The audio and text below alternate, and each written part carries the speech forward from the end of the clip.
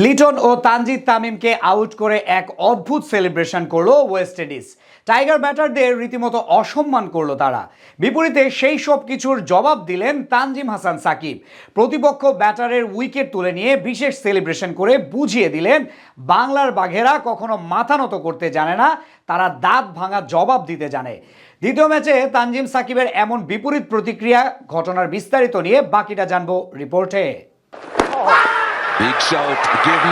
সাকিব নামটাই যেন হার না মানা এক লড়াকু সেনা, যারা প্রতিপক্ষকে এক চুল পরিমাণ ছাড় দিতে রাজি হয় না। প্রায় 17 বছরের ক্রিকেট ক্যারিয়ারে যেমন অসংখ্য ম্যাচ জয়ের নায়ক ছিলেন, তেমনি 22 গজে অন্যায়ের বিপক্ষে অনেকবার প্রতিবাদ করে টাইমলাইনে এসেছেন সাকিব আল হাসান। ঠিক তার উত্তরসূরি হিসেবেই যেন আগমন হয়েছে তানজিম হাসান সাকিবের।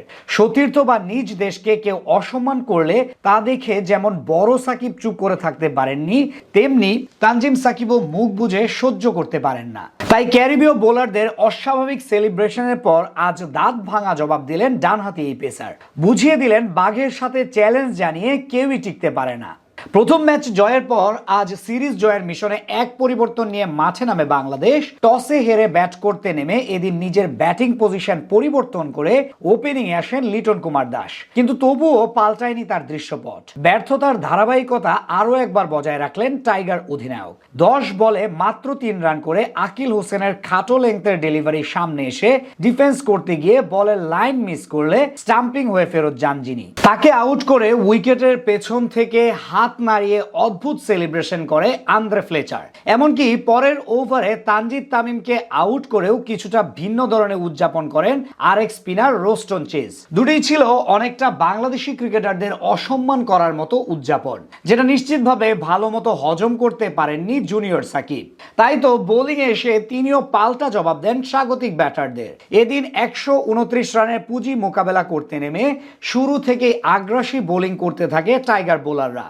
তাসকিন আহমেদ ও শেখ মাহাদির দ্বিমুখী আক্রমণে দিশেহারা হয়ে পড়ে স্বাগতিকদের ব্যাটিং লাইন আপ। সেখানেই জবাবটা দেন তানজিম হাসান সাকিব। পাওয়ার প্লেতে 4 উইকেট নেওয়া বাংলাদেশ 10 ওভারের মধ্যে নিয়ে নেয় প্রতিপক্ষের 6 উইকেট। সেখানেই নবম ওভারে তানজিম সাকিবের শর্ট লেংথের ডেলিভারি পুল করতে গিয়ে তানজিদ তামিমের হাতে ক্যাচ দিয়ে আউট হন শেফার্ড। এরপর শূন্যে ভেসে বাঘের মতো হুঙ্কার দিয়ে সেলিব্রেশন করেন এই পেসার, ঠিক যেন লিটন দাস ও তানজিদ তামিমকে আউট করার পর তাদের অদ্ভুত সেলিব্রেশনের জবাবটাই দিলেন তিনি। সাথে বুঝিয়ে দিলেন এক সাকিব বিদায় নিলেও আরেকজন ঠিকই আছেন টাইগার জাতীয় দলে। এদিন 4 ওভার বল করে মাত্র 22 রানের বিপরীতে 2 উইকেট নেন তানজিম, আর বাংলাদেশ জয় পায় 27 রানের ব্যবধানে। তানজিম সাকিবও মুখ বুজে সহ্য করতে পারেন না। তাই ক্যারিবীয় বোলারদের অস্বাভাবিক সেলিব্রেশনের পর আজ দাঁত ভাঙা জবাব দিলেন ডানহাতি এই পেসার।